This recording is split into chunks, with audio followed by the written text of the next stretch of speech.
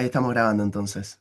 Bueno, le damos la bienvenida a todos. Muchas gracias por estar hoy acá un sábado y tempranito.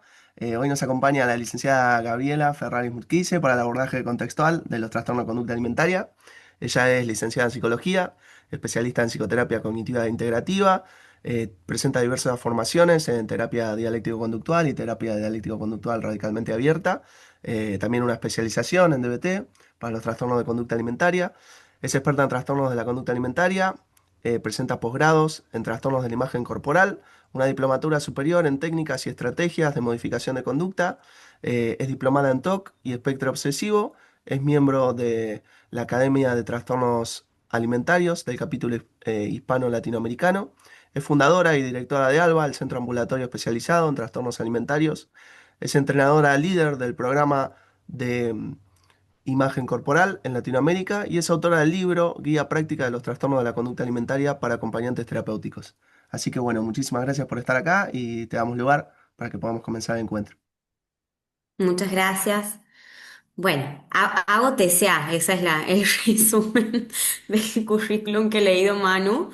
Eh, bueno, vamos a comenzar hoy. Cuando pensaba esta clase, pensaba mucho en realmente no lo complejo que es abordar los TCA.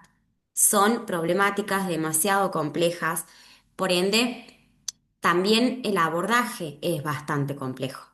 Entonces pensaba, cuando había hecho la propuesta de la clase, en qué puede ser útil para un terapeuta, a ver, que se dedique a trabajar TCA, pero también quien no, o quien se esté adentrando, ¿no? Poder conocer un poco el mapa que tenemos, el territorio de qué son los TCA, ¿sí? Hay muchas definiciones que ustedes van a ver que por ahí lo menciono de determinada manera porque es común, tal vez en criterios diagnósticos, en manual y demás, ¿sí? No haciendo como las excepciones desde la mirada que tenemos en las terapias contextuales, sino por ahí como para compartir un lenguaje en común, ¿sí? Por eso justamente digo trastornos de conducta alimentaria porque es como está en el manual diagnóstico y por ahí es como lo va a comprender el resto de personas, ¿sí?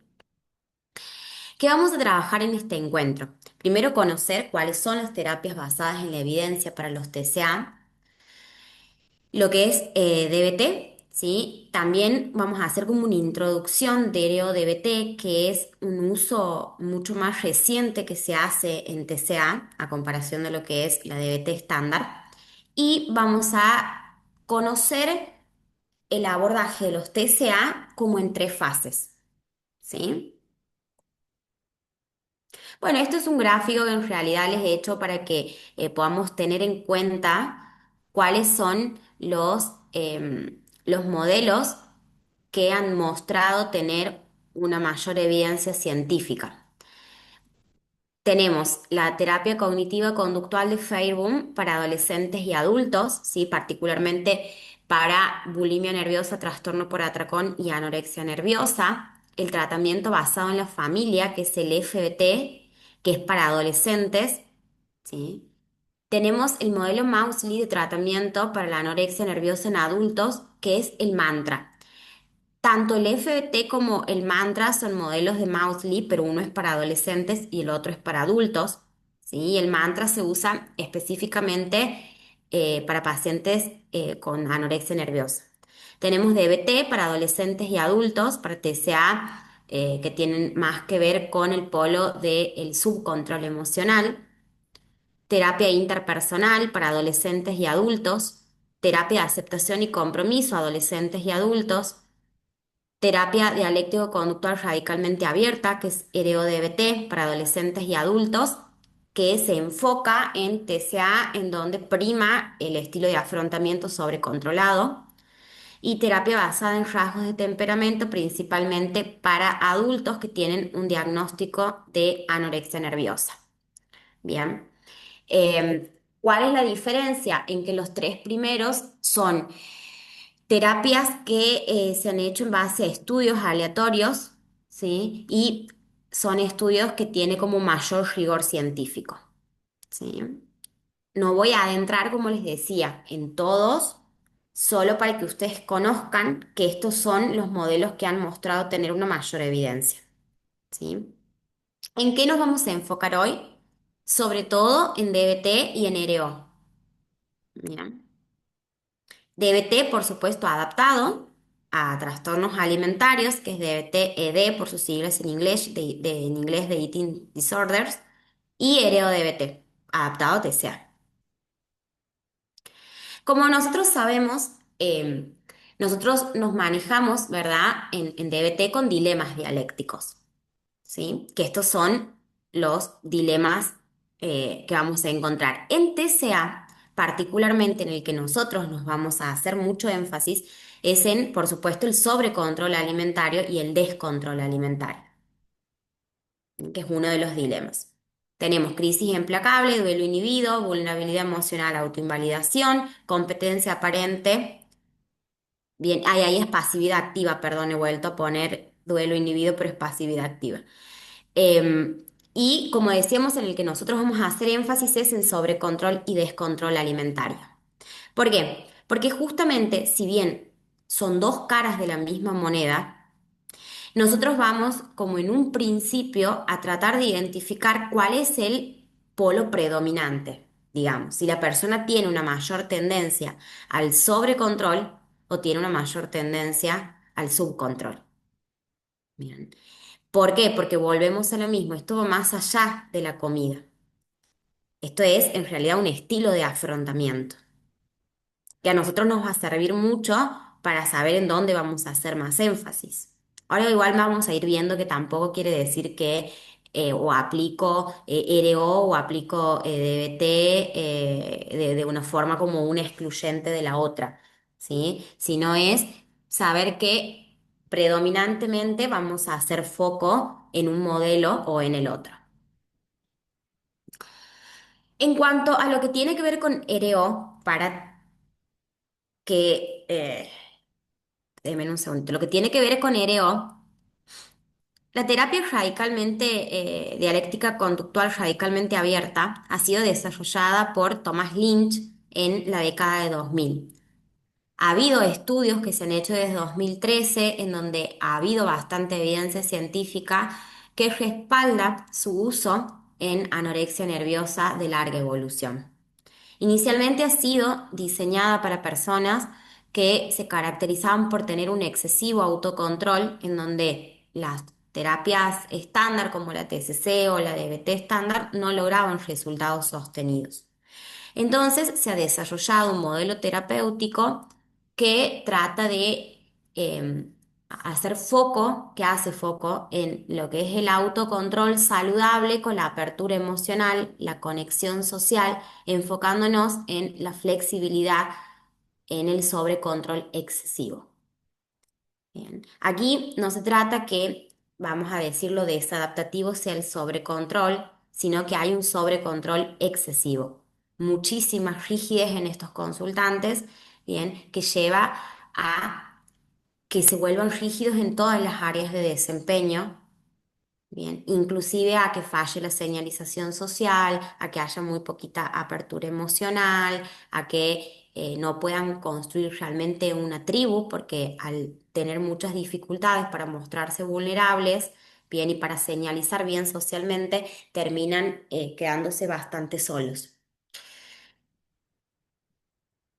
En tratamiento basado en la evidencia ha mostrado ser eficaz para personas que tienen justamente dificultades en el sobrecontrol, un excesivo sobrecontrol, como pasa en anorexia nerviosa de tipo restrictivo, en trastorno obsesivo compulsivo, trastorno de personalidad obsesivo compulsiva y cuadros que se caracterizan por la rigidez emocional, el perfeccionismo desadaptativo y la inhibición social.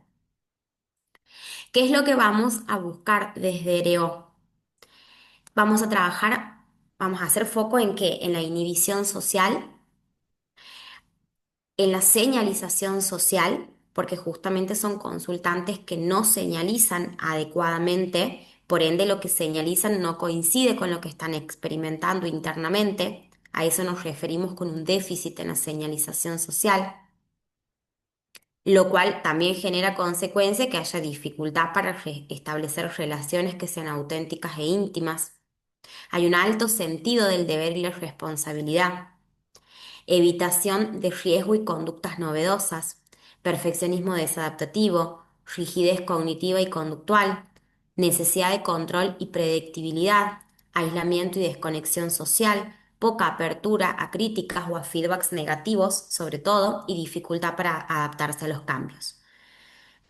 Este perfil, ¿sí? Sobrecontrolado, habitualmente los vamos a encontrar en personas con una anorexia restrictiva.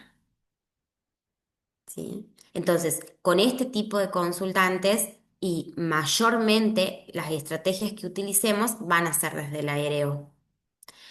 Aquí les traigo, para el que le interese, algunos de los papers en donde justamente han mostrado los estudios resultados prometedores para personas que tienen una anorexia nerviosa y alta comorbilidad con trastornos de personalidad obsesivo o evitativo, ¿sí? En donde la RO muestra que utiliza los principios conductuales y la filosofía dialéctica, ¿sí? Esos son algunos papers, vuelvo para el que le interese leer. El objetivo del tratamiento entonces va a ser precisamente aumentar la apertura emocional frente a experiencias alimentarias y corporales. Esto es como el objetivo particularmente en TCA, ¿no? Yo hace un momento les nombraba lo que vamos a nosotros intentar trabajar como características que se asocian al sobrecontrol, vienen flexibilizarlas precisamente, pero en TCA el objetivo particular tiene que ver con aumentar la apertura emocional frente a experiencias alimentarias y corporales, disminuir el perfeccionismo desadaptativo y el control rígido sobre la comida y el cuerpo, fomentar relaciones interpersonales auténticas y seguras, y disminuir comportamientos alimentarios evitativos o restrictivos. En resumen, apertura, flexibilidad y conexión social.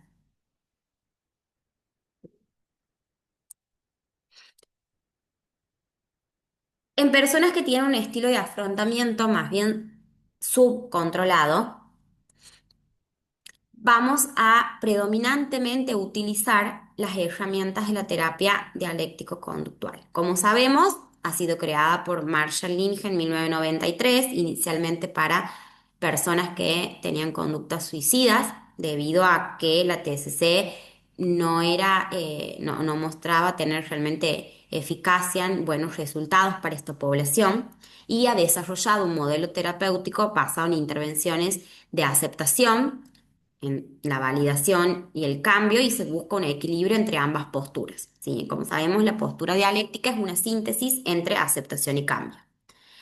Para trastornos alimentarios ha demostrado también ser muy eficaz. Ahí también tenemos algunos papers en donde se muestra que la DBT para el tratamiento de bulimia nerviosa se ha asociado con una disminución prometedora en comportamientos de atracones y purgas. También se ha asociado a que reducía de forma bastante significativa la frecuencia de los atracones y una alta tasa de abstinencia cuando se terminaba un tratamiento. También que el 89% de las mujeres que eran tratadas con DBT dejaban de comer en exceso al final del tratamiento. A los 6 meses, el 56% de las participantes que en un principio habían dejado de tener episodios de atracones durante el tratamiento, aún seguían sin experimentar atracones en ese momento. Para que veamos realmente lo eficaz, ¿no? que es. También tenemos otros estudios donde muestra que la disminución de las conductas impulsivas mejora en regulación emocional, mejora el índice de masa corporal y el funcionamiento social de estos consultantes, ¿sí? Pero sí es importante, y aquí viene el porqué de la elección de RO y no de DBT estándar en pacientes con anorexia, es porque justamente sí ha demostrado ser menos eficaz en anorexia que para cualquier otro tipo de TCA. Bien, por eso no es la elección que vamos a hacer como primaria y como eje o como base para consultantes de tipo restrictivo. Como sabemos, y esto es tanto en DBT como en RO, ¿sí? Nosotros, las personas, en realidad, y vamos a hacer énfasis aquí, hay una vulnerabilidad biológica, ¿verdad?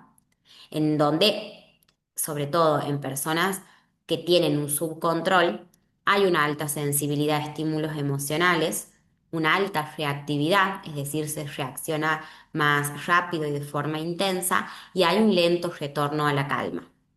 Bien. Ahora, ¿por qué yo marco esto? Porque en TCA, sobre todo, chicas, chicos, es súper importante que nosotros evitemos etiquetas y hagamos un análisis funcional de las conductas, ¿sí? No todas las conductas cumplen la misma función. Me ha pasado muchas veces de hablar con colegas en donde, basándose, vamos a decir, en criterios diagnósticos, sea de un manual, sea de determinadas teorías, es como si caen en la simplificación de explicar la función de una conducta, ¿no? Es como si siempre la conducta del vómito, digamos, que sería la purga, cumpliría la misma función, ¿no? Que es como aliviar la culpa. Y no siempre cumple la misma función.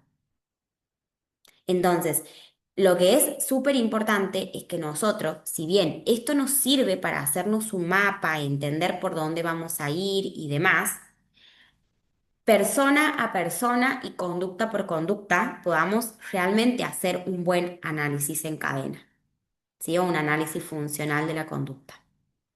Por eso sí les marco ahí. Bien. Vamos un poquito a DBT.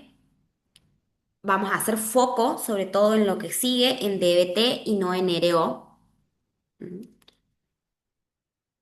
En estrategias en DBT, como sabemos, tenemos estos cuatro grupos. Estrategias dialécticas, que son las que van a atravesar todo el tratamiento. Estrategias centrales, que también atraviesan todo el tratamiento, que son las de validación y resolución de problemas. Estrategias de estilo, que son las interpersonales y de comunicación. Y estrategias de gestión, que tienen que ver con las respuestas e interacción con la red social del consultante. Nosotros vamos a hacer foco a partir de ahora en lo que son estrategias dialécticas y estrategias centrales. Recuerden que RO también se basa en la postura dialéctica, ¿sí? Entonces, la principal dialéctica que nosotros tenemos, o sea, la principal dialéctica terapéutica, es que justamente nosotros necesitamos que se logre un cambio en, primero, aceptando el contexto tal cual es, ¿sí? Es decir, en pacientes con TCA, por ahí ustedes lo pueden como asociar a lo que es conciencia de su situación. La mayoría de los consultantes con TCA no tienen mucho insight, no tienen mucha conciencia de su situación o, como lo vamos a leer en todos lados, de su enfermedad. Si no tienen mucha conciencia y si o sea, es nula o muy poquitita. Entonces, precisamente el lograr un cambio en un contexto de aceptación de la realidad es que justamente la persona pueda ser capaz de reconocer que tiene un problema, ¿sí?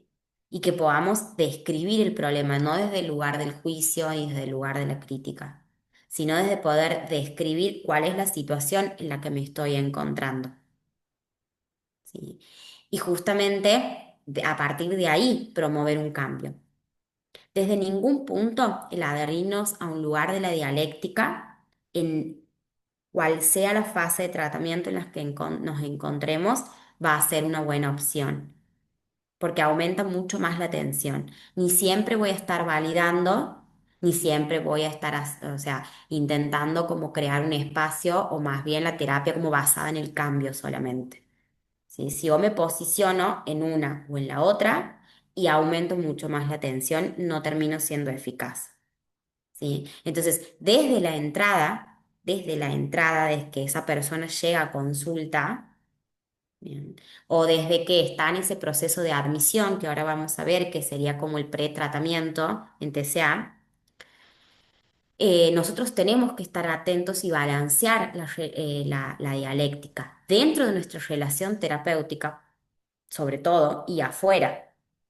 Es decir, nosotros les vamos a enseñar y vamos a modelar tanto en conductas como en patrones de pensamiento.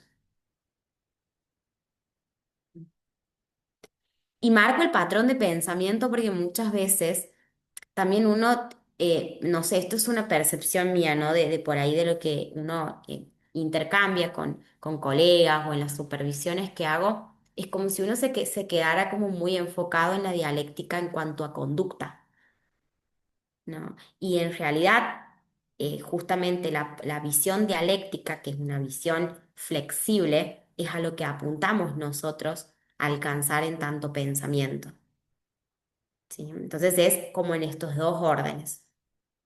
Por ende, vamos a enseñar a validarse, ¿sí? Y también a cambiar.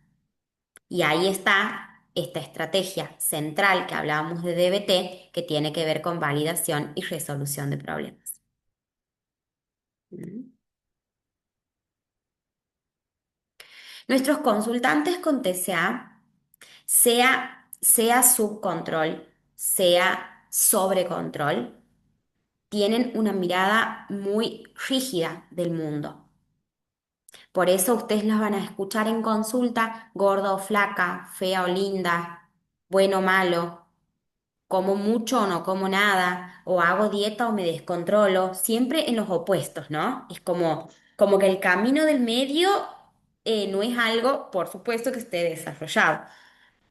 Entonces, también nosotros les vamos a mostrar que ese universo está lleno de opuestos y que hay muchas formas de ver un problema, que hay una variedad de soluciones, una variedad de formas de ver la realidad, que lo que es bueno para algunos no es bueno para otros, que lo malo es depende en qué contexto y para quién, en qué situación, ¿sí? Que porque ellas tengan una percepción de que son gordas, no quiere decir que efectivamente lo sean, que hay diferentes miradas de un mismo cuerpo, inclusive con la comida.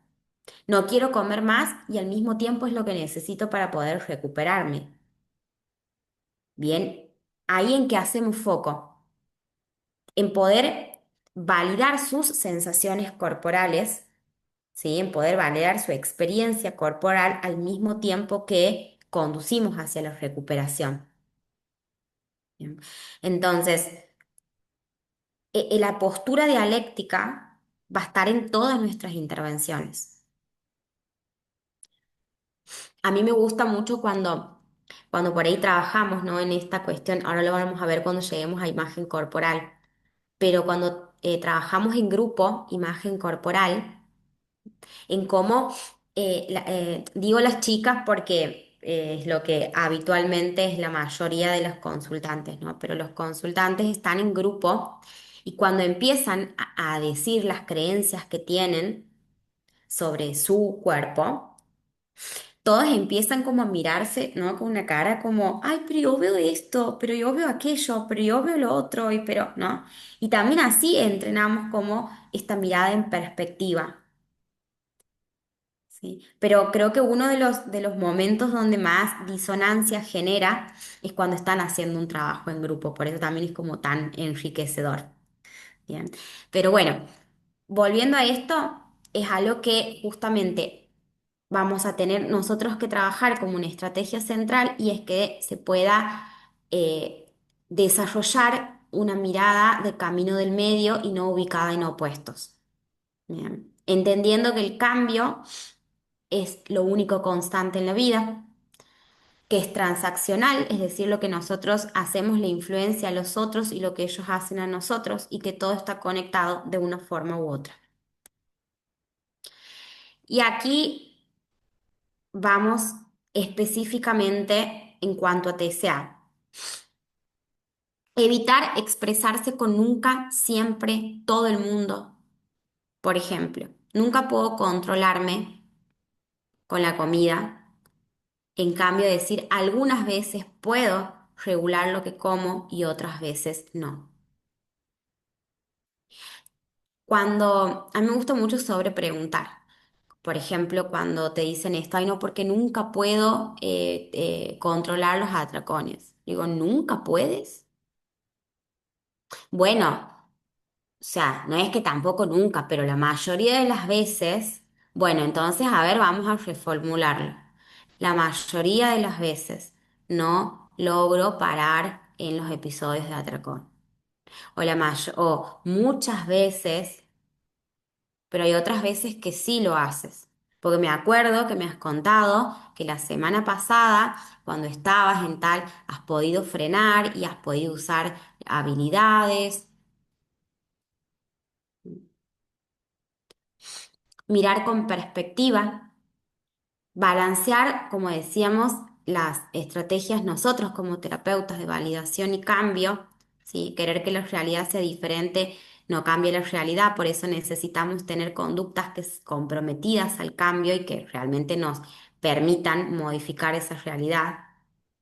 Utilizar metáforas con significados múltiples también nos va a ayudar muchísimo a adoptar esa postura dialéctica, o sea, no solamente nosotros, ¿no? Sino los consultantes, que también puedan ellos irlo desarrollando y transmitir la idea de que no hay una verdad absoluta.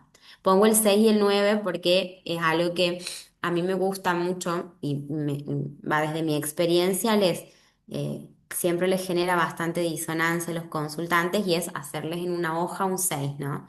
Y mostrarle la hojita y le digo, ¿vos qué ves? Un 9, yo veo un 6. Bueno, pero yo veo un 9, bueno, pero vos ves un 9, yo veo un 6 y cómo un poco no trabajar desde, depende de qué lugar lo miremos o quién lo está mirando, tiene un sentido o tiene otro. Que también son muchas formas, a ver, ¿no? En las que uno va intentando cultivar la autovalidación. Mm. Recordemos que también son consultantes que justamente se autoinvalidan, que están totalmente desconectadas de sus señales de hambre, de saciedad, de sus necesidades, de sus deseos, de sus valores, porque toda su conducta está gobernada por reglas, por normas, por pautas súper rígidas. ¿Mm? Entonces, cuando uno va teniendo estas distintas estrategias que yo le decía que son centrales, por ende están en todo el tratamiento, es como que atacamos distintos focos que hacen a la problemática, como la autoinvalidación, que inclusive yo les marcaba en un principio, ¿no? Que tiene que ver con los dilemas dialécticos. ¿Mm? Ay.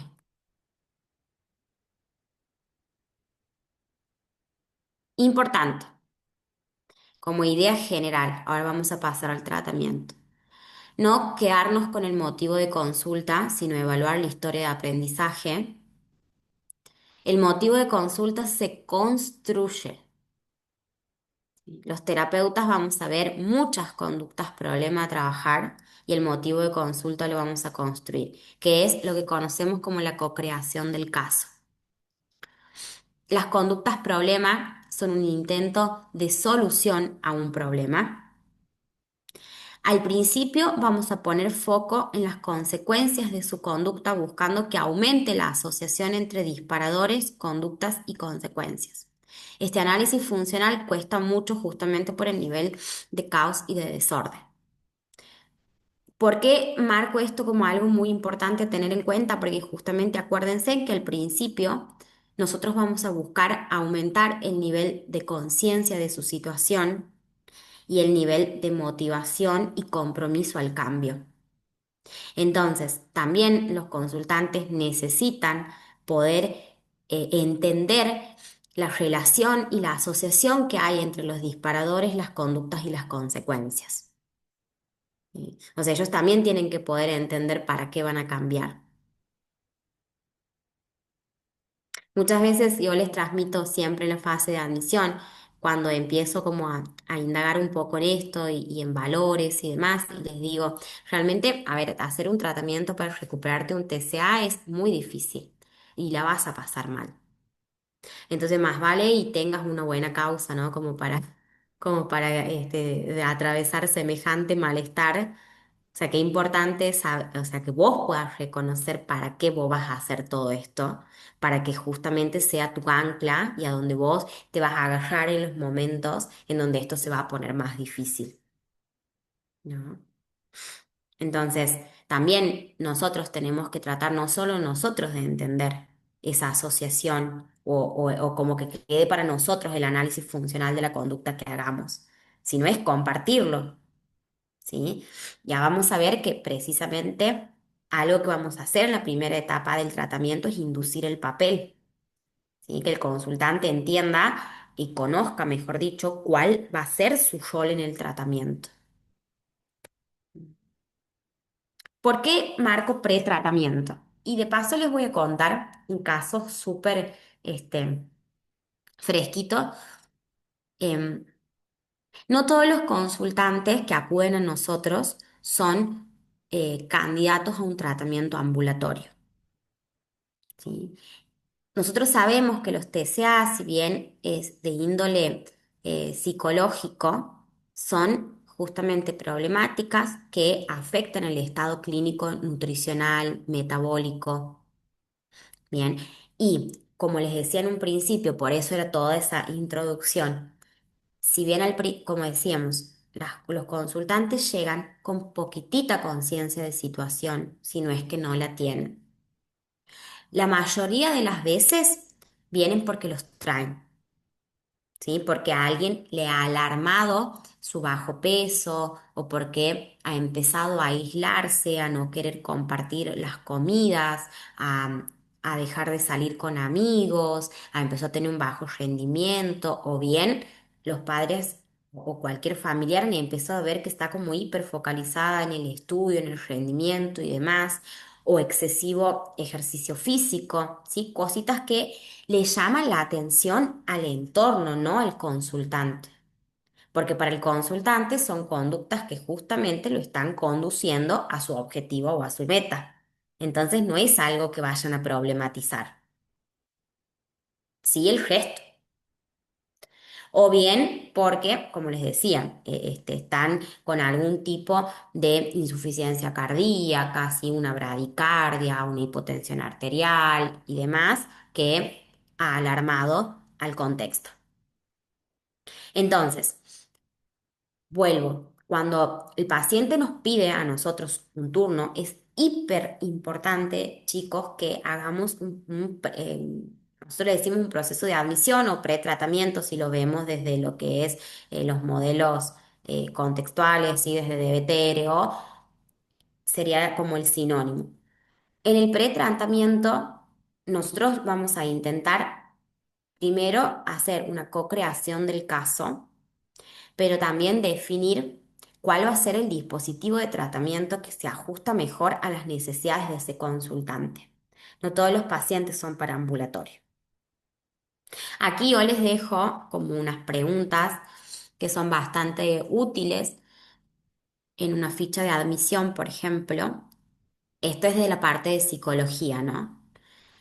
Presentación del problema, cómo lo describe el consultante, su familia, qué generó la consulta actual, por qué vinieron hoy, qué es lo que más les preocupa. Soluciones intentadas por el consultante, por los familiares. Áreas más afectadas, la severidad, gravedad. ¿Hubo tratamiento anterior? Sí, no. En caso de que sí, ¿qué les sirvió y qué no les sirvió? ¿Hubieron internaciones previas?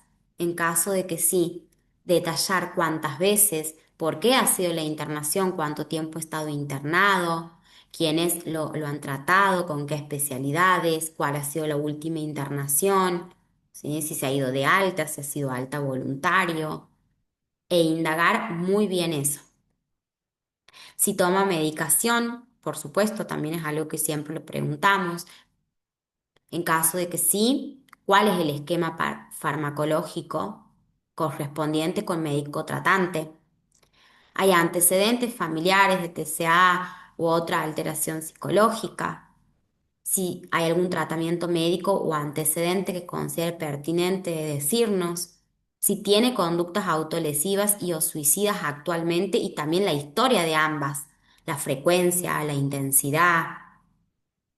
lenguaje verbal y no verbal, conocer qué busca con este tratamiento, cuáles son sus expectativas, si hay red de apoyo. Y ahí estos, sí, bueno, pero ¿qué cantidad y qué calidad?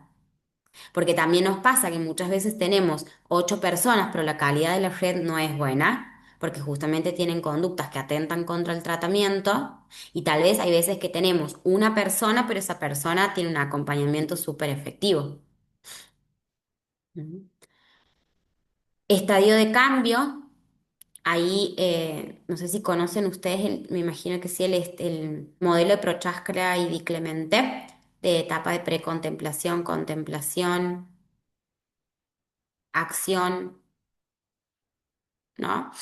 Bueno, las fases de estadio de cambio que utilizamos mucho en TCA, vuelvo, es de Prochaska y Di Clemente, es como una ruedita que nos muestra los estadios de cambio. ¿Sí? Como les decía, tenemos precontemplación, contemplación, la preparación, la acción y las recaídas. En esas fases, habitualmente los consultantes que llegan a pedir ayuda o que los traen están en una etapa precontemplativa, es decir, no tienen conciencia de que hay un problema, que sería la conciencia de situación o enfermedad nula. Después tenemos los que están en fase contemplativa, que son los que sí, no tienen como ese insight de decir, bueno, sí, hay algo que no anda muy bien aquí. Tal vez están ambivalentes entre el cambio, quieren y no quieren, consideran que es necesario y no, pero ya tienen un registro de que hay algo que necesita ser modificado. Bien. La fase de acción, que es cuando la persona ya está decidida a tener conductas concretas para realizar el cambio. Bien. Bueno, después tenemos la de recaída, que es justamente cuando la persona vuelve a tener una recaída parcial o total de la sintomatología asociada a TCA. Ahora, los consultantes que llegan, pensemos que lo que va a llegar siempre van a ser en una fase precontemplativa o contemplativa. Bien, es como un raro bastante que lleguen en fase de acción. Nivel de motivación al cambio también. eh, Ahí sí sirve bastante preguntarles, ¿no? Al consultante mismo de 0 a 10 vos cuánto de nivel, o sea, cuán motivado estás vos hoy a hacer las cosas diferentes, ¿no? A mí me gusta decir hacer las cosas diferente y no decir cambio, porque desde mi experiencia me ha pasado que cuando digo cambio, muchas veces no se tiene como tan internalizado que la persona quiere cambiar lo que siente, no lo que hace. ¿No? Entonces tiene la idea de que va a ir a terapia y nosotros vamos a trabajar que le importe menos el cuerpo, que no esté todo el día pensando en eso, ¿no? Como que el cambio es en lo que siente y piensa y por ahí no están tan dispuestos o no asocian que el cambio en realidad, yo le digo, la ecuación es distinta, ¿no? Uno va a cambiar lo que hace para que vos te sientas distinta y puedas tener un procesamiento distinto de la información, pero no es al revés el proceso. ¿Sí? O sea, nosotros necesitamos primero hacer las cosas diferentes para que se genere un aprendizaje distinto. Entonces, a mí por eso me gusta mucho más decir, ¿no? Hacer las cosas diferentes que cambio en sí. Porque también, o en todo caso, preguntarle vos qué entiendes por cambio, a vos qué te significaría un cambio y ver que estemos hablando de lo mismo. Porque tal vez cambio para nosotros significa una cosa y para el consultante significa otra. Bien. Pero sí es importante que ellos puedan como asociar cambio o a hacer las cosas distintas, justamente eso, ¿no? A tener conductas distintas a las que venían teniendo, ¿sí? El famoso, si sigues haciendo lo mismo, el resultado va a ser lo mismo. Hay unas preguntas claves que también nos pueden ayudar mucho en este pretratamiento. Estas son preguntas, nada, que las he armado yo, digo, no, no es por ahí nada, no es de manual, pero se las comparto a ustedes, me sirven mucho y creo que son preguntas como eh, que conecta bastante con los consultantes y les hace hasta más sentido por ahí, ¿no? Por ejemplo, ¿te has preocupado tanto por tu figura que has pensado en ponerte a dieta? Recordemos esto, los consultantes no tienen en la mayoría de los casos conciencia de su situación. Entonces, hacerles preguntas muy directas sobre el TCA, capaz que le terminan diciendo no, no, no, yo no me restringo, yo hago las cuatro comidas. Pero cuando preguntamos qué comen y toman un té, al mediodía una sopa, una ensalada, ¿sí? Y ni siquiera son muchas veces conscientes de que eso es restringir. Depende de la rigidez de sus pautas y de sus normas alimentarias. Por eso digo que estas preguntas son como muy, ¿sí? Como posicionando en un supuesto de que no hay conciencia. Entonces, ¿te has preocupado tanto por tu figura que has pensado en ponerte a dieta? ¿Has pensado que tenías los muslos, las caderas, nalgas o cintura demasiado grandes en relación con el resto de tu cuerpo? ¿Has tenido miedo a engordar? ¿Comparas tu cuerpo con el de las demás personas? ¿Los pensamientos sobre tu cuerpo y o comida consumen gran parte de tu día? ¿Has intentado varias veces cambiar tu cuerpo? ¿Sientes que vives en guerra con tu cuerpo? ¿Sentirte lleno después de una comida te ha hecho sentir gordo? ¿Te has pellizcado esto, no? ¿Te has pellizcado zonas de tu cuerpo para ver cuánta grasa tenías? ¿Te sientes insegura con tu cuerpo? ¿Te sientes incómoda? ¿Vestirte es algo que te estresa? ¿Piensas que modificando tu cuerpo serías más feliz?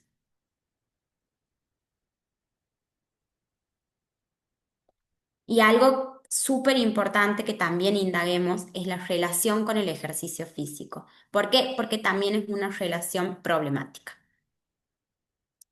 Sobre todo, a ver, en los consultantes que tienen más bien una tendencia a tener conductas de purga, ¿no? No tanto tal vez en una anorexia restrictiva, pero sí en una anorexia purgativa, en bulimia. ¿M? Esto es algo que yo, por ejemplo, lo doy como tarea diaria, como registro. ¿Sí? ¿Qué nivel de energía física tengo hoy del 0 al 10? ¿Cuánto del 0 al 10 puedo ser flexible conmigo mismo en el entrenamiento? Entendiendo como flexibilidad la capacidad de parar si estoy cansada o hacer más corto el entreno o cambiar de ejercicios. Vuelvo. Siempre asegurémonos que estamos hablando de lo mismo. Flexibilidad para uno, no sé si es la misma flexibilidad para lo que significa para el consultante. ¿Cuántos días a la semana tengo como norma entrenar? Días, horas, rutinas rígidas y estrictas. ¿Mi vida se organiza en función del entreno? ¿Y qué pasa si un día tienes planeado entrenar y te desafías a no hacerlo? ¿Cómo te sientes? ¿Qué pensamientos aparecen en tu mente? ¿Qué emociones se disparan? ¿Cómo comes? O sea, ¿cómo te afecta tu conducta alimentaria?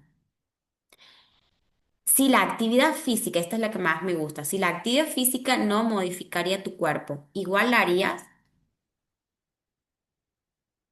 Si todo apunta a que lo haces por compensar, justamente tendrías que no hacerlo porque estarás usando el ejercicio físico para controlar tu peso corporal. Entonces, por supuesto que esto lo que yo les estoy como comentando es más bien desde la parte de psicología. En TCA se trabaja como cuatro patitas de la silla. Primero, evaluación psicológica. Por otro, evaluación nutricional. Otro, evaluación clínico-médico. Otro, evaluación psiquiátrica. O sea, en el proceso de admisión, sí o sí, chicos, son estas cuatro evaluaciones. Bien. Ni una es más importante que la otra, las cuatro. Obviamente que también todos los profesionales vamos a priorizar algunas cosas en el área que otras.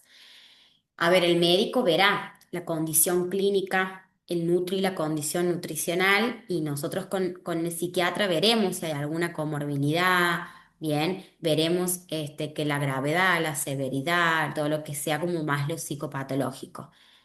En tanto, psicología y psiquiatría un criterio para nosotros para ver si esa persona pasa ese proceso de pretratamiento e inicia tratamiento propiamente dicho, bien, vuelvo, hago énfasis en psicología y psiquiatría, ¿sí? Va a tener que ver inclusive con el tipo de conductas problema que ese consultante tenga. Como sabemos nosotros, en cuanto a targets de conducta, tenemos conductas que atentan contra la vida, conductas que atentan contra el tratamiento, conductas que atentan contra la calidad de vida, ¿sí? Y nosotros justamente lo que vamos a buscar siempre es incrementar habilidades. Ahora, ¿por qué digo conductas que atentan contra la vida como criterio? ¿Qué es lo que nos está pasando? Y les decía, justo tengo un caso fresquito porque es de ayer. Nosotros tenemos una consultante que ha venido bueno, esta consultante viene a pedir un turno, ¿verdad? Hago la primera entrevista yo, aquí no importa quién hace la primera entrevista, digo, del equipo, ¿sí? Sí es importante que no se tome una decisión, sino es posterior a la valoración de todo el equipo. Entonces esta persona tiene una consulta conmigo y bueno, a mí había varias cuestiones que me llamaban mucho la atención y también porque, a ver, en TCA es algo muy importante, más allá que un trabajo interdisciplinario, uno hace un trabajo transdisciplinario, ¿no? En el equipo todos entendemos de un enfoque no centrado en el peso, un enfoque peso centrista, lo básico de fármaco. A ver, los Nutris saben sobre DBT y sobre RO, están formados en eso. Entonces, cuando nosotros hablamos de plan de crisis, de modificación de contingencias, cuando hablamos de conductas target, cuando hablamos de habilidades, los Nutri, los psiquiatras y psicólogos sabemos de qué estamos hablando. Y todos en los distintos espacios reforzamos lo mismo. ¿Sí? Entonces, cuanto más reforzado está, también más probabilidad que eso se instale como un aprendizaje. Bien, entonces, em, si tengo una consultante, como les decía, y este ha sido el caso, la consultante no come directamente, solamente toma un té bebido en desayuno y merienda y al mediodía estaba almorzando un tomate. ¿No? Le pregunto por el consumo de líquidos y el consumo de líquidos era muy poquito. Cuando hago la valoración de la actividad física, había un exceso de actividad física. Digo, urgente, no vamos a hacer la consulta con el médico, la consulta con el nutricionista. En TCA hay dos estudios complementarios que para nosotros medio que nos aclaran el panorama. Primero los laboratorios completos y otro que es una valoración, un electrocardiograma con una valoración cardiológica. Es lo primero que nosotros pedimos, ¿sí? Porque es lo que habitualmente se afecta primero. ¿Sí? En esta consultante que yo les digo, más allá de que la conducta que atenta contra la vida era una restricción severa, ¿sí? Era una consultante que no podía seguir. ¿Por qué? Porque es una consultante que está con bradicardia. La frecuencia cardíaca era de 40. Menos C de 60 es un criterio de internación. Bien. Entonces, en ese preciso momento en donde veo la valoración cardiológica, ¿no? Y si bien el turno con el Nutri y la psiquiatra lo tiene, de hecho, la semana que viene, uno puede decir en ese momento, mira, necesitamos actuar urgente, por eso es tan importante que nosotros también los psicólogos manejemos ciertos conocimientos, ¿sí? Y automáticamente hay que internar para una compensación clínica, ¿sí? Está bradicárdica la consultante. Bien. Entonces, también todas esas conductas eh, ponen en riesgo, por supuesto, la vida, entonces va a ser algo que a nosotros nos va a marcar mucho el camino. Bien. Las conductas que atentan contra el tratamiento ya serían cuando ha pasado esa etapa de pretratamiento. Bien, cuando por ejemplo uno ya empezó a trabajar con el coaching, con el grupo de habilidades o las familias y demás, y no está cumpliendo con esas pautas, ¿sí? O sea, o miente o manipula, o se sigue pesando, no sigue indicaciones, faltan las sesiones, no traen las tareas, no traen los registros. Bien, pero esas conductas obviamente las observamos cuando ya han pasado el pretratamiento. Bien. Las conductas que atentan contra la calidad de vida también, bien, son conductas que vamos a trabajar en tratamiento. Pero en lo que es pretratamiento, hacemos énfasis en conductas que atentan contra la vida. Y ahí hay como una trampita en TCA, ¿no? Porque fíjense que conductas que atentan contra la calidad de vida veríamos las conductas compensatorias. Pero, por ejemplo, esta consultante, las conductas de vómito, vomitaba en bidones de agua. No vomitaba en el baño porque justamente le iban a escuchar. Entonces había los bidones grandes, ¿han visto dónde viene de el agua de 5 litros? Bueno, eso ya se llevaba a su habitación y ahí vomitaba para poder hacer un conteo de cuántos litros de vómito tenía por día. Entonces, eso que podría ser, dependiendo la frecuencia y la intensidad, una conducta que atenta contra la calidad de vida, se transforma en conducta que atenta contra la vida. Entonces también vuelvo, hay que hacer una evaluación de conducta por conducta y no presuponer que el vómito directamente es una conducta que atenta contra la calidad. Bien. También la frecuencia, la intensidad, la duración va a determinar si las ubicamos dentro de una u otra. Algunas herramientas que tenemos nosotros en esta fase de pretratamiento para empezar como a generar un poco de disonancia cognitiva tenemos entrar en la paradoja, abogado del diablo y el extending. ¿Sí? Esto para solamente repasar de qué se trata, ¿sí? Entrar en la paradoja es como resaltar nosotros las contradicciones en la conducta del consultante, ¿sí? Mostramos que las cosas pueden ser, como yo les decía, al mismo tiempo bueno y malo, en lo simultáneo, ¿no? Sí, pero no.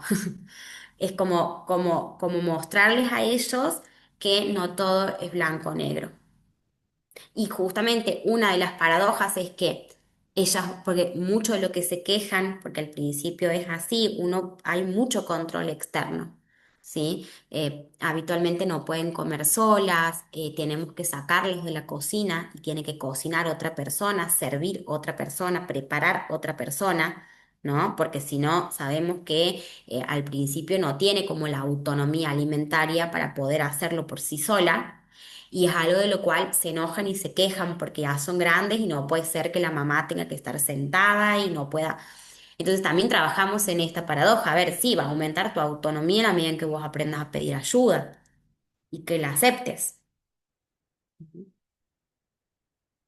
Otra de las técnicas y herramientas que nos va a servir, que es conocida como abogo del diablo, es una herramienta para desafiar creencias rígidas. Habitualmente esta es una de las técnicas que utilizamos más en las primeras sesiones, en donde nosotros decimos una afirmación que va como en contra del cambio y argumentamos a favor de eso, buscando que el consultante lo pueda ver desde otra perspectiva.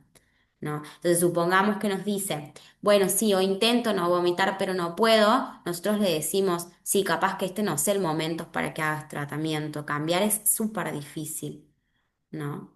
Y nos dice, sí, bueno, pero yo quiero cambiar y sí, pero no sé si puedas porque vos has intentado un montón cambiar y entonces, ¿sí? Pero bueno, aquí hay que usar como con mucho cuidado esta intervención.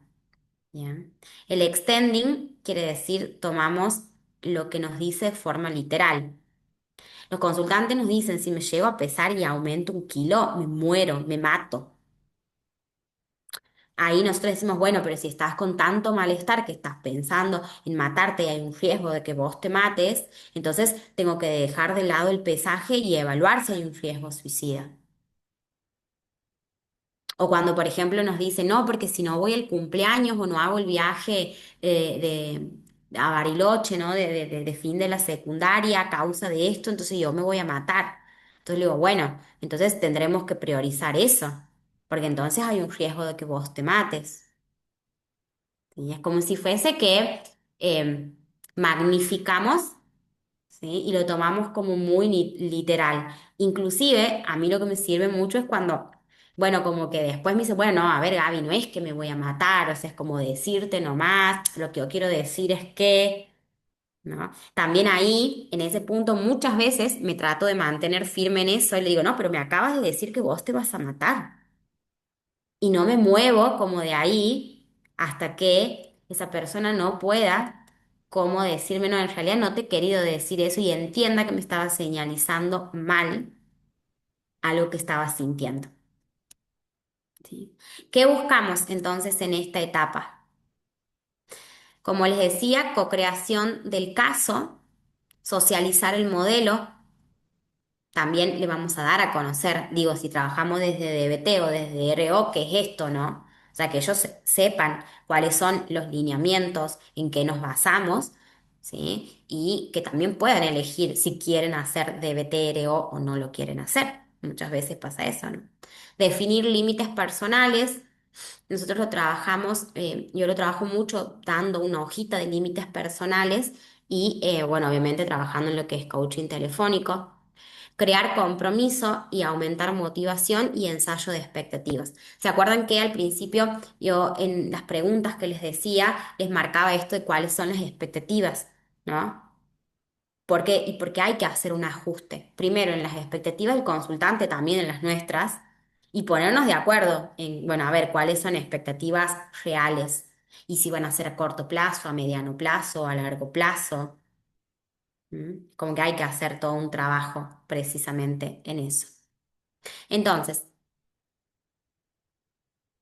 suponiendo que el consultante vaya a hacer un tratamiento ambulatorio, ¿sí? Acuérdense en que le he dicho, hacemos la valoración médico, psicólogo, psiquiatra, nutri, y efectivamente no está en riesgo vital, ¿sí? En riesgo vital, desde riesgo vital porque hay un intento de suicidio, una ideación o conductas y demás, ¿sí? O no hay riesgo vital, que está funcionando el organismo en los parámetros normales, no hay un riesgo del síndrome de realimentación, por ejemplo, a causa de una desnutrición severa. Si todo eso no está y decidimos que esa persona sí puede hacer un tratamiento ambulatorio, bien, ahora sí pasamos a una fase uno. ¿Qué vamos a trabajar? Construir alianza terapéutica, psicoeducación con respecto al cuerpo, a estándares de pesos, a alimentos, ¿sí? A síntomas físicos desagradables, sobre todo de su papel en la terapia. Ahí está esto que yo he puesto aquí como inducción del papel. Que ellos, los consultantes, sepan que van a tener un rol activo. ¿Bien? Flexibilizar conductas alimentarias, cesar conductas compensatorias, regular la actividad física, establecer claramente los lineamientos del proceso. Y aquí en TCA es hiper importante tanto a las familias como a los consultantes diferenciar entre qué es una indicación y qué es una sugerencia. Vamos a explicar el coaching telefónico, ¿sí? También la implicancia en los procedimientos y el compromiso. Vamos a determinar el nivel de implicancia familiar, a ver qué tanto vamos a involucrar a esa familia. Va a ser un grupo, por ejemplo, psicoeducativo para familiares. Vamos a ofrecerles mejor un espacio individual de acompañamiento a familias. ¿Cómo lo hacemos? ¿Mm? Y estas son algunas técnicas que nos van a servir para lograr esto que les decía anteriormente, que son pros y contras del cambio y del no cambio, abogado del diablo, pie en la puerta y puerta en la cara, ¿sí? Libertad de acción y ausencia de alternativas y tareas bien estructuradas. El coaching telefónico, y me voy a detener un segundo, porque en TCA tiene una especificidad. Bien, a diferencia del coaching telefónico en lo que es la aplicación de la DBT estándar. Has visto que nosotros en DBT estándar utilizamos la regla de las 24 horas, ¿verdad? Si una persona tiene una conducta problema sin haber usado habilidades o sin habernos pedido ayuda por 24 horas no se puede comunicar con nosotros. Por en TCA no se usa la regla de las 24 horas, sino la regla es hasta la próxima comida. ¿Sí? Entonces, si supongamos ha almorzado, ¿verdad? Y después de comer ha vomitado, o sea, decirse ha purgado, bueno, no puede usar el coaching, llamarnos y demás hasta la próxima comida que sería la merienda. ¿Sí? Entonces ahí está. Por ende, ahí tenemos una oportunidad para hacer algo distinto, ayuda a retomar el compromiso. ¿Sí? Esa es como la única salvedad en el coaching que vamos a hacer cuando aplicamos en TCA. ¿Sí? Después, las reglas generales del coaching, que esté bien estructurado el uso, que se use que es una opción que uno le brinda únicamente para reducir una conducta de riesgo. Por ende, nos tienen que llamar antes de tener la conducta problema, ¿sí? Para que nosotros podamos brindarle alguna habilidad y que pueda gestionar lo que está sintiendo de una forma más efectiva. ¿Sí? O les digo llamarme después que los he hecho, ¿para qué, digamos? O sea, ¿qué hago yo ahí? Si vos ya has tenido un intento de solucionar tu malestar, o sea, no podría hacer yo mucho más. Siempre les digo para confesarme, no, no me hablen, ¿no? Son llamadas de duración breve, en donde vamos a ayudar justamente a que use habilidades en momento de crisis y también le estamos enseñando que puedan pedir ayuda de forma efectiva. La idea es que después eso se generalice, ¿no? A la vida cotidiana. Y algo muy importante que yo les aclaro cuando les planteo el uso del coaching es, si me estás llamando a pedir ayuda, tienes que estar dispuesto a recibirla.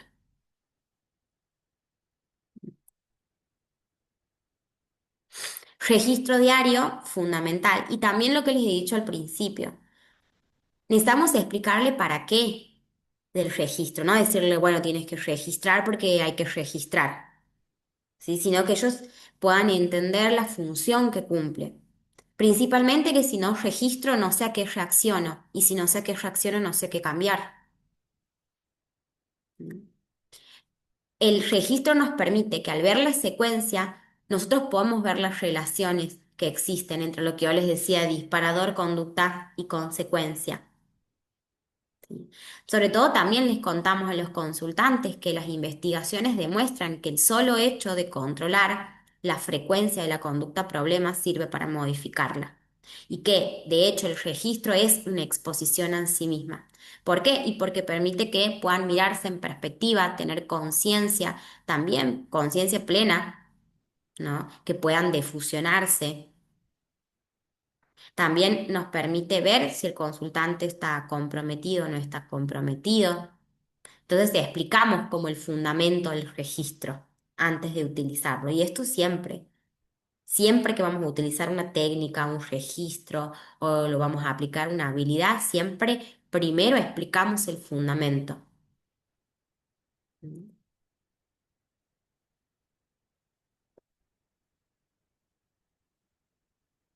Como decíamos, en esta primera fase, en donde vamos a trabajar la flexibilización de las conductas alimentarias, ¿cómo vamos a trabajar esto? Lo primero es poder detectar cuáles son las normas alimentarias autoimpuestas.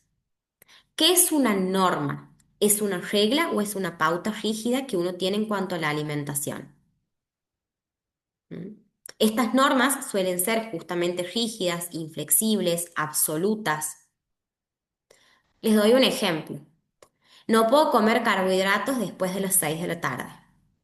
Se llama norma de horarios. Si como algo con azúcar, tengo que compensar con ejercicio, que es una norma de compensación. Solamente tengo que comer 20 gramos de pan por día. Debo consumir solamente 1.600 calorías por día. Todas estas normas refuerzan justamente los patrones restrictivos o compensatorios y ustedes van a ver que se convierte en una forma de control frente al malestar emocional, que además son normas que se imponen desde una autoexigencia súper elevada y que genera muchísima culpa y malestar cuando las normas se rompen. La flexibilidad es a lo que nosotros vamos a apuntar siempre, sobre todo en cuanto a normas alimentarias autoimpuestas. ¿Mm? Aquí les ponía como una frase, ¿no? De abrir, que también se las mostramos a los consultantes. Abrirme a la experiencia emocional y no evitar, al mismo tiempo que me defusiono cognitivamente. Es decir, que tomo distancia de los pensamientos que aparecen y los miro con perspectiva y trato de conectarme con el aquí y el ahora. Lo hago observándome a mí mismo, yo como contexto, y conectado con lo que realmente es valioso para mí, procurando que las decisiones que tome se ajuste a ellos y a la vida que quiero vivir.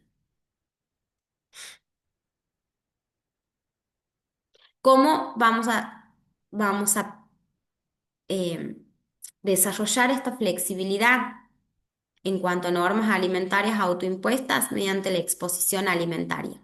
que como sabemos la exposición es una técnica terapéutica, ¿sí? En la cual nosotros vamos a exponer al estímulo temido, bien, eh, de forma gradual, de forma repetida, de forma sistemática.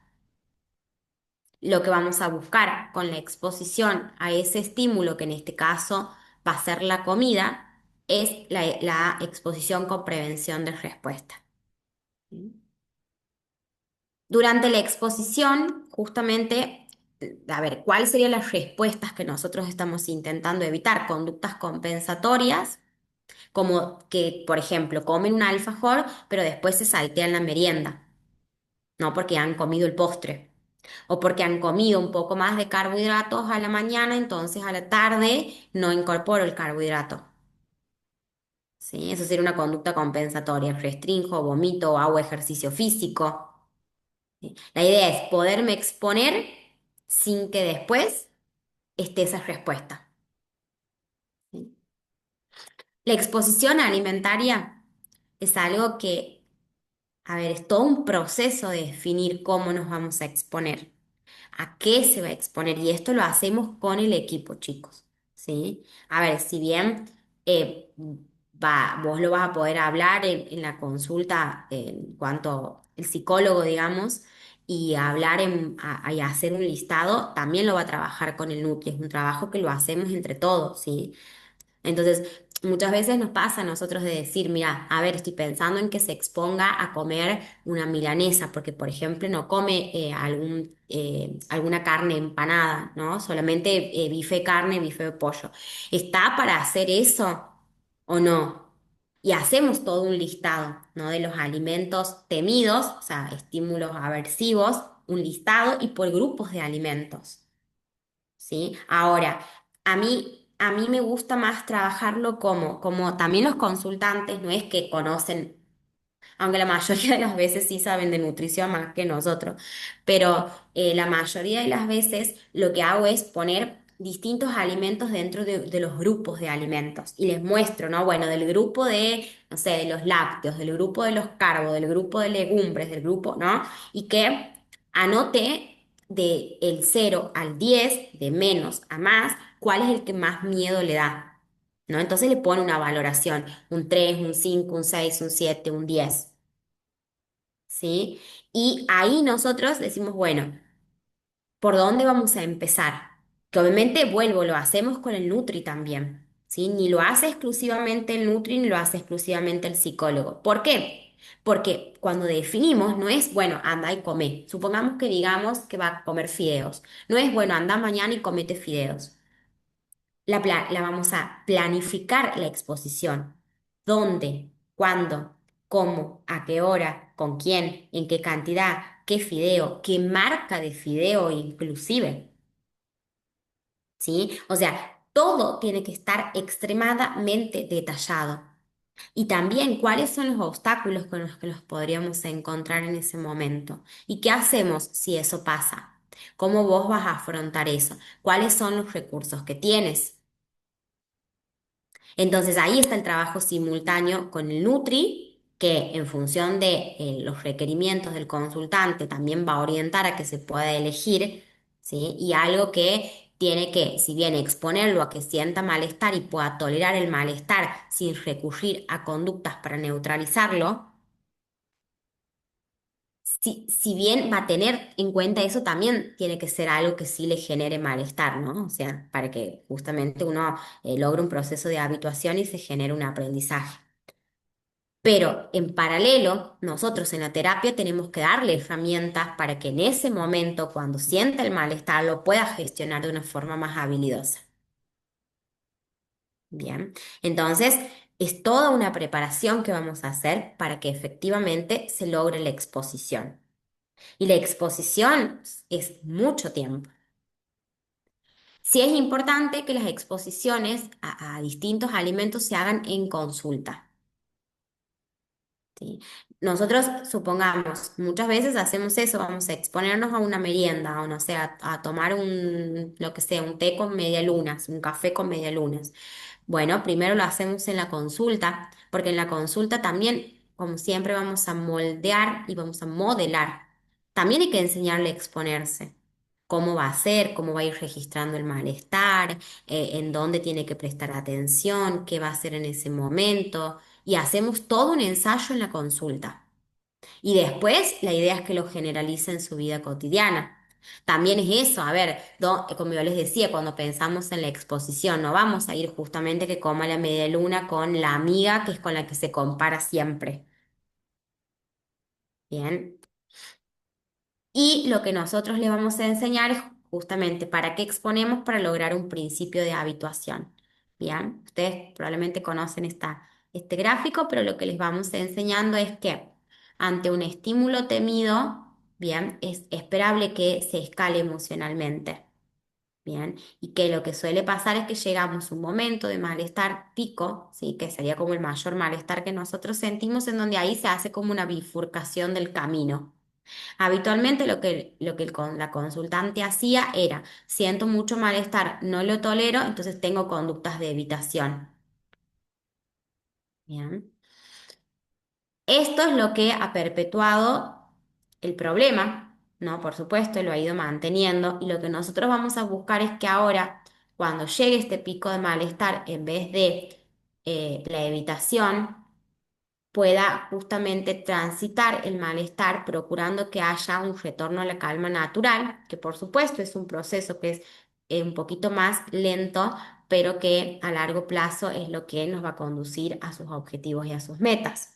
Bien, entonces explicamos todo este proceso de habituación. ¿Sí? Que precisamente el uso de habilidades no siempre tiene que ser aquí. Como yo les digo, a ver, no trates de aprender a manejar en la autopista, no que esta metáfora la debemos conocer mucho, sino que cuando vos empiezas a registrar las sensaciones físicas y empiezas a registrar el malestar en tu cuerpo, es el momento para utilizar habilidades. Inclusive previo, porque también en TCA trabajamos con habilidades para reducir la vulnerabilidad emocional, ¿no? Digamos que aquí en lo que es escalada y pico vamos a utilizar habilidades de regulación emocional, aquí vamos a utilizar supervivencia a la crisis, ¿no? Y aquí seguimos utilizando habilidades de regulación, ¿sí? Pero la idea justamente es que dejen de acortar el camino y puedan hacer bien todo el proceso natural y se lleguemos a lograr la habituación. ¿Qué nos puede ayudar para la exposición? Nosotros le decimos el aceptar que te vigilen, que sería ese acompañamiento en todas las comidas hasta tener autonomía alimentaria, el detox de redes sociales, no seguir cuentas que refuercen el TCA, fitness, nutrición, belleza, cuerpo, recetas, ¿sí? Típico antes y después que suben por ahí entrenadores y demás, preparadores físicos. Centrarse en beneficios y logros y en los pros y contras de hacerlo y no hacerlo. Yo habitualmente lo que hago es que preparen una listita de pros y contras y bueno, de los beneficios y los logros y lo tengan inclusive al lado al momento de hacer la exposición. También hacemos los ejercicios de respiración para activar el sistema nervioso parasimpático. Bien, en esos momentos, acordemos que cuando se tienen que exponer un alimento temido, se activa el sistema de amenaza, ¿no? Y necesitamos que hagan cosas para activar el sistema de seguridad y por ende que baje la activación fisiológica. Aferrarse a los valores, por eso es que eh, el trabajo de valores lo vamos a hacer previo, ¿sí? Yo les decía, necesitamos un lugar de donde uno se va a aferrar y se va a sostener en esos momentos que se hace más difícil, ¿sí? Y practicar la difusión cognitiva, que como sabemos es poder tomar distancia de nuestra mente y nuestros pensamientos y que puedan mirarlo como lo que son, pensamientos. Ujú. Para trabajar las conductas compensatorias y los atracones, vamos a trabajar el plan de crisis adaptado a TCA en habilidades de tolerancia al malestar y en abstinencia dialéctica. ¿Sí? Justamente sabemos que uno de los grandes riesgos cuando hay una exposición alimentaria, que eso va a pasar en todo el tratamiento, bien, una exposición será más intensa, más frecuente, menos frecuente, pero se tiene que exponer porque justamente tenemos que flexibilizar la conducta alimentaria. También trabajamos con el plan de crisis, ¿sí? Y como yo les decía, aquí vamos a trabajar con habilidades de tolerancia al malestar.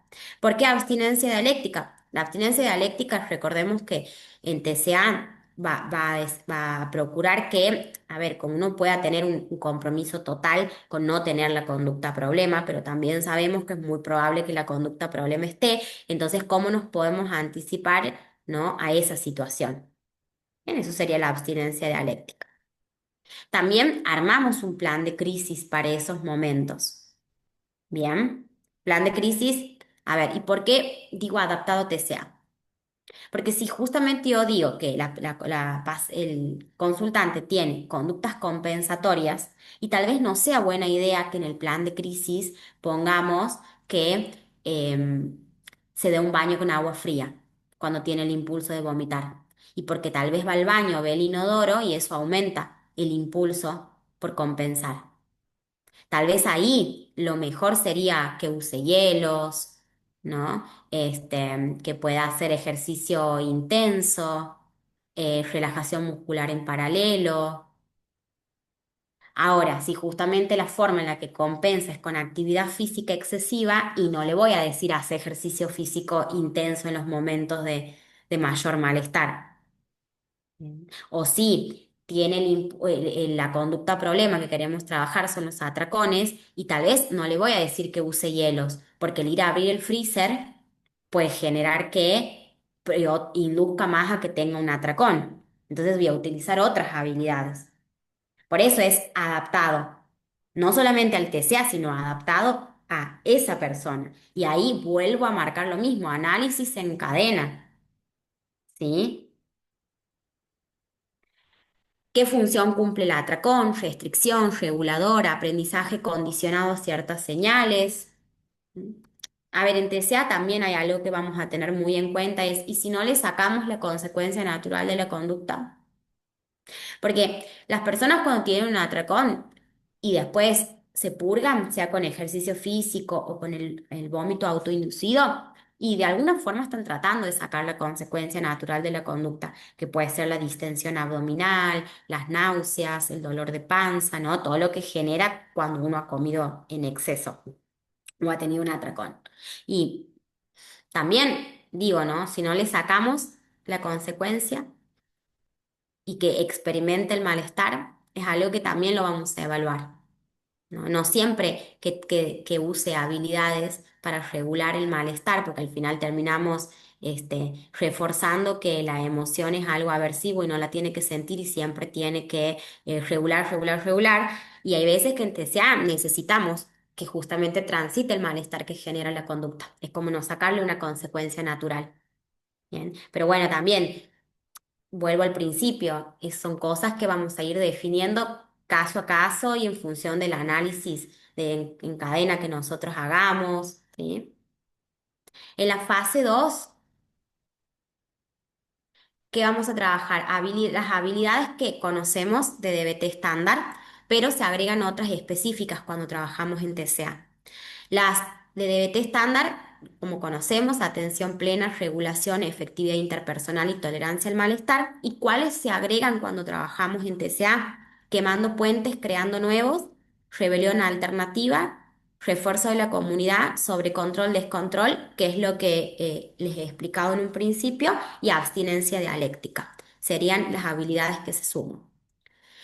Particularmente la atención plena, como sabemos, es el acto de concentrar conscientemente la mente en el aquí, en el ahora, sin juicio, sin apego al momento, ¿sí? ¿En qué nosotros lo vamos a direccionar mucho su uso en tanto habilidades que y habilidades como en el mindful eating? Justamente que es un proceso de entrenamiento de la atención que lo vamos a utilizar. Y aquí está algo central en personas que están en el polo del descontrol. ¿Sí? ¿Por qué? Porque en las personas que están en el polo del sobrecontrol, yo voy a trabajar en que justamente saquen la atención de la comida y la pongan en otra cosa. Y trabajamos más con habilidades distraete, por ejemplo. ¿Sí? Es como súper distinto. Por eso yo les decía, ¿por qué es tan importante saber cuál es el polo predominante? para ver si justamente al momento de la comida le voy a dar habilidades para que se conecte y ponga atención plena a la nutrición, a las emociones, a las sensaciones, a que coma en sintonía y etcétera, o si voy a trabajar en que se distraiga y ponga el foco en otra cosa. Bien. Por supuesto que el mindful eating trata de vincularnos con la comida, ¿sí? Desde otro lugar, modificar la relación que tenemos con la comida, poniéndole énfasis en cómo como, ¿sí? La idea es comer conscientes. Pero acuérdense en que esto lo utilizamos en consultantes que están en el polo del subcontrol. También vamos a trabajar en los tres estados de la mente, mente racional y emocional, y en ir cultivando la mente sabia. ¿Mm? Que es el sendero del medio que decíamos, que solamente lo vamos a lograr cultivando la flexibilidad, ¿no? En efectividad interpersonal, lo que vamos a procurar es que puedan construir nuevas relaciones, que puedan fortalecer las actuales y enfrentar situaciones de conflicto, pedir efectivamente lo que desean y rechazar lo que no. Las habilidades de efectividad interpersonal están bastante afectadas en consultantes con TCA. ¿Mm?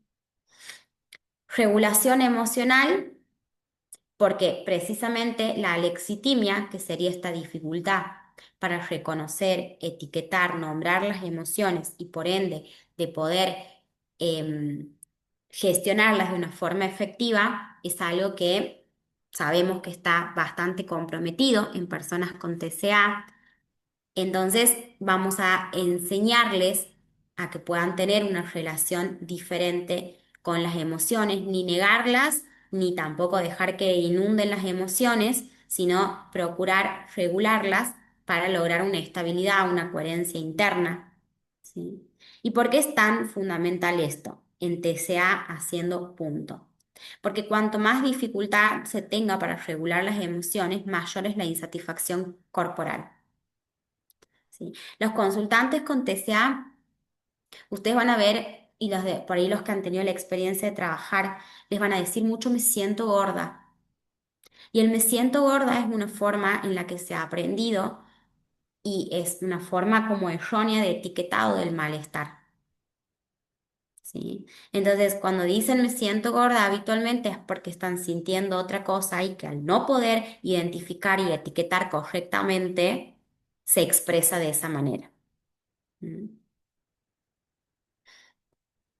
Tolerancia al malestar lo vamos a utilizar, por supuesto, en situaciones de crisis, ¿sí? En TCA, como decíamos, conductas compensatorias y restricción. ¿Sí? Habilidades, supervivencia de la crisis y aceptación de la realidad. ¿Mm?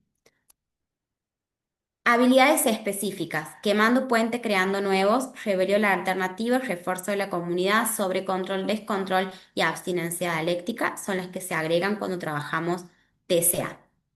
Aquí están unas fichas de qué es justamente la ficha de Quemando Puentes. Hay un libro que está todo esto que hoy les estoy comentando, así como también muy a grandes rasgos, porque es el libro de Comer Consciente, no sé si lo conocen. En el librito de Comer Consciente está todas estas técnicas em, que están justamente adaptadas, ¿no? De DBT a TCA. Y aquí viene una de las claves más importantes. Nosotros no podemos decir que un paciente con TCA se ha recuperado si nosotros no hemos trabajado en su imagen corporal. ¿Sí? Por qué digo esto? Nosotros, a ver, la conducta alimentaria se puede ver modificada por un montón de factores. Cuando uno está en un estado depresivo o cuando hay una ansiedad desadaptativa o en cualquier otra problemática, se puede ver afectada la conducta alimentaria. Ahora, ¿qué hace que un TCA sea un TCA? La distorsión de la imagen corporal. ¿Sí? Es el núcleo psicopatológico del TCA. Bien, la imagen corporal justamente es el núcleo psicopatológico es esencialmente cognitivo y hay creencias, ¿sí? Disfuncionales acerca de la imagen corporal que se caracteriza por la sobrevaloración de la figura y del peso. ¿Mm? Ahora, ¿en qué hay una sobrevaloración? Figura, peso e imagen corporal. Nosotros lo que vamos a intentar conocer es qué es lo que refuerza esta sobrevaloración en el contexto actual de ese consultante. ¿Cómo trabajamos la imagen corporal? Me cuesta mucho por ahí resumir estas cosas porque es como que les quiero contar todo y no llego, como que son un montón de cursos en uno. Pero en los programas de imagen corporal, nosotros vamos a trabajar principalmente dos cosas. Vamos a trabajar la sobrevaloración de la imagen corporal y vamos a trabajar las conductas de chequeo y evitación. ¿Sí? Como, a ver, el programa de imagen corporal, yo particularmente lo trabajo en 10 encuentros. No les puedo contar los 10 encuentros tal vez hoy en detalle porque es bastante extenso, pero son las estrategias centrales que vamos a trabajar cuando vamos a enfocarnos en imagen corporal? Primero, pro y contra de la sobrevaloración, consecuencias a corto, mediano y largo plazo. Vamos a trabajar en el gráfico de torta sobre las áreas vitales importantes para ese consultante y ver qué tan coherentes son, ¿no? Entre lo que le importa y las conductas que tienen y ver si entre la valoración y la conducta hay coherencia. Por supuesto, vamos a intentar aumentar las conductas y que sea más congruente con lo importante que esa área significa en la vida de ese consultante. Vamos a trabajar en el registro de chequeo y evitación. A ver, esa persona qué busca encontrar cuando se chequea, con qué frecuencia se chequea, la duración, cómo se siente después. Y trabajarlo porque es un factor de mantenimiento. ¿Sí? Esto obviamente va a mantener el problema. Fundamental trabajar el uso del espejo y modificarlo. ¿Por qué? Porque habitualmente los consultantes se miran como que hacen un zoom, ¿no? Ustedes de hecho pregunten, cuando yo les decía, ¿se acuerdan en las preguntas de si hay una zona corporal o no que les genere más malestar? Es porque habitualmente tienen una zona que es como la más problemática. Los brazos, la panza, la cadera, la cola. Y habitualmente la forma en la que se miran en el espejo es como haciéndole un zoom, ¿no? Como que solamente miran esa parte. Cuando nosotros trabajamos el uso del espejo, vamos a trabajar en que se puedan mirar distinto. Si no es solamente decir, bueno, no te mires en el espejo, ¿sí? O sea, no, vamos a trabajar en qué uso le da y que le dé un uso distinto. Por ejemplo, ¿qué le podemos decir? Bueno, te vas a mirar, pero vas a hacer 3 o 4 pasos atrás. No te vas a mirar el frente del espejo, ¿no? Y focalizando. Vas a hacer 3 o 4 pasos atrás y te vas a mirar y vas a hacer movimientos oculares mientras te ves. No vamos a focalizar en esa zona del cuerpo de mayor displacer, sino vamos a mirar de arriba abajo, a los costados, ¿sí? Mirándolo el cuerpo como en la totalidad, ¿sí? También vamos a ver esto, vos cuando te miras, ¿qué te miras? ¿Solo lo que no te gusta o ves las partes del cuerpo que también te gustan? Y promover que se puedan mirar en perspectiva, que es otro de los puntos que yo les mencionaba al principio. Trabajar la comparación social y psicoeducar también sobre los medios, la rigurosidad con la que evalúan el cuerpo, el del otro. ¿En qué sentido?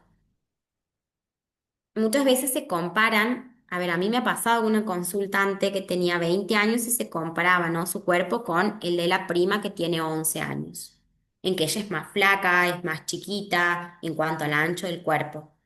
¿No? Entonces yo le decía, claro, vos te comparas con, es como que yo me compare con mi hija que tiene 3 años y diga, ay, sí, pero ella tiene el cuerpo más chiquitito, ¿no? Naturalmente le digo, por ahí te comparan con animales, ¿sí? Entonces, a ver, ¿con qué se está comparando y psicoeducar sobre eso? ¿Sí? O de última, que se compare con algo que tenga comparación, ¿no? No me comparo con un niño, no me comparo con un animal, no me comparo sino con algo que verdaderamente se pueda comparar. ¿Sí? Inclusive, cuando trabajamos en la mirada, en cuando evalúan el cuerpo, nunca se evalúan a su cuerpo como evalúan el cuerpo de otros.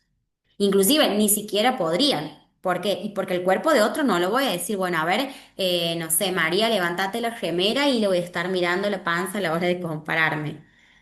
¿No? No puedo ni siquiera evaluarlo. Entonces, también algo que trabajamos para no ir como, bueno, directamente no te compares, porque no es algo que elijan hacerlo, ¿sí? Es una conducta aprendida. Lo que le podemos decir es, bueno, vamos a intentar que te compares, pero como, o sea, compararte a vos como te comparas con los otros. ¿sí? No sé si se entiende por ahí esto, pero el nivel de detalle con el que se comparan a sí misma es excesivo. Vuelvo, el zoom. Entonces, intentar que se comparen como se comparan con los otros, como más de afuerita, más superficial. También vamos a trabajar un montón en la sensación de estar gorda como justamente el resultado de etiquetar incorrectamente otra experiencia. Por ahí, no sé, el pantalón les ajusta más, ¿no? Que esto va a pasar cuando se recupere peso. Y no que entonces eso quiere decir que yo entonces me siento gorda o estoy gorda. O tengo la panza, siento una sensación de distensión abdominal que es entendible. Eso no significa que entonces estoy gorda. ¿Sí? Sino que puedan empezar a etiquetar las sensaciones corporales, las emociones de forma adecuada y no con estoy gorda. ¿No? Por ahí a mí me gusta cuando me dicen, no, porque desde ayer que me siento re gorda. Le digo, ¿y qué ha pasado, tío, en estos días? Porque o sea, desde ayer, que antes de ayer no te sentías gorda, nadie le cambia, ¿no? El cuerpo tanto de un día a otro. Entonces, si vos antes de ayer no te veías gorda y ayer sí te has visto gorda, ¿qué está pasando? ¿No? Vamos a trabajar también, ya con esto vamos cerrando, reestructuración cognitiva y clarificación de contingencias, identificar las creencias, evaluar el papel que cumplen en el mantenimiento de las conductas asociadas al TCA, generar disonancia, que es lo que vengo diciendo, a ver, siempre validando, ¿no? O sea, no es que vamos a invalidar ni a burlarnos ni demás, si bien uno desde el aéreo DBT va a usar como recursos, ¿no? El ser un poco más, como desdramatizar y más irreverente y usar el chiste y usar como forma de que el consultante pueda, este, porque como están en mente más no me lastimes o en mente catastrófica, muchas veces necesitamos usar esos recursos, pero bueno, siempre validando y fijándonos también, ¿no? Si la alianza terapéutica da para hacer ese tipo de usar ese tipo de técnica o no. Evaluar y modificar el contenido de la mente, cambiando el estilo de ver e interpretar los hechos, ¿sí? Y se procura que sean más funcionales y precisas, afrontándose de manera dialéctica. Por último, hay que hacer un duelo del TCA, porque el TCA queda muy ligado a la personalidad, ¿sí? A ver, en las personas, sea que estén del polo del subcontrol o estén del polo del descontrol, está afectada la identidad. ¿Sí? Recuerden que también en consultantes a lo largo de su historia, en ambos polos son consultantes que han sido bastante invalidados.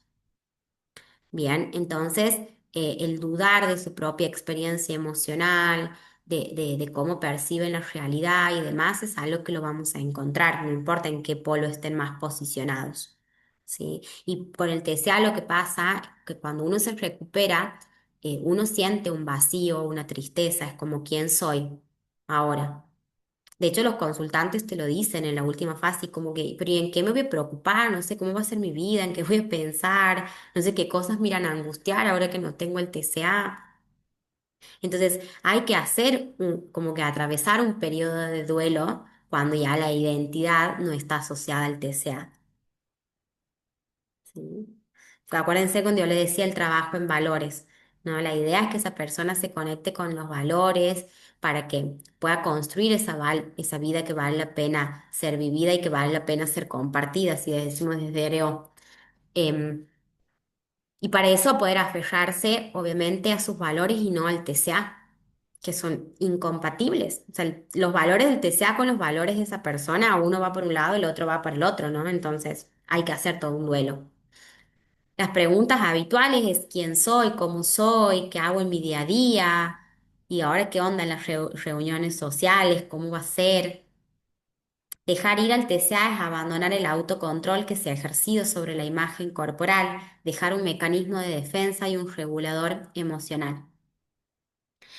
Habitualmente una forma en la cual yo trabajo el duelo es escribirle una carta de despedida al TCA por los momentos de consuelo que nos ha dado. ¿Sí? El TCA no es algo que yo tenga que exterminar, ni, no sé, ni el enemigo aquí, ¿no? ¿No? También la mirada que nosotros tenemos que tratar de inculcarles y que tengan es el TCA como un recurso que en algún momento ha servido para lidiar con un montón de situaciones. Pasa que ahora no y trae más problemas que soluciones. ¿no? Pero esto es como una solución que en algún momento de la vida ha servido. ¿Mm? Bien, me he pasado 10 minutitos. Em, pero ya, como ustedes verán, sobrecontrolada, el resumen es lo que me cuesta precisamente hacer, así que no sé si tienen alguna duda, lo que me quieran comentar, preguntas, si he sido clara, si no, he intentado por ahí resumir lo más posible como para darle un pantallazo general. Pueden prender los micrófonos, no hagan exposición a la vergüenza.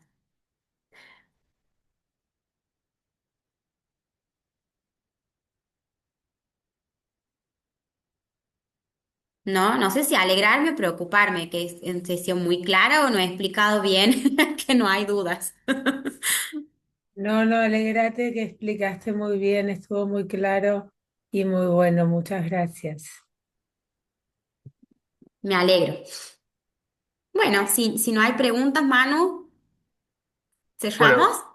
sí, varias cosas antes. Bueno, primero agradecer tu generosidad, ¿no? Por brindarnos un encuentro tan valioso. Muchas gracias a todos también por el compromiso de estar acá. Hay personas que no pudieron estar o que se tuvieron que ir antes. Preguntarte si podíamos facilitar la presentación. Y por otro lado, invitarlos a todos a que hicimos un formulario que se lo vamos a enviar ahora, pero también lo vamos a enviar después por correo y por el grupo. En el caso de que sea su interés, que podamos sostener otros espacios sobre TCA, por ejemplo, grupos de supervisión, grupos de estudio o de acompañamiento en el abordaje. Así que bueno, les vamos a dejar la info ahí para después poder convocar si les interesa. Y bueno, eso, muchísimas gracias.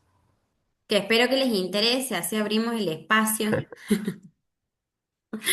Bueno, de mi parte les agradezco un montón por estar, porque bueno, es un sábado y el compromiso y demás que tienen, la motivación de estar hoy aquí, así que les agradezco un montón y que tengan un muy buen fin de semana.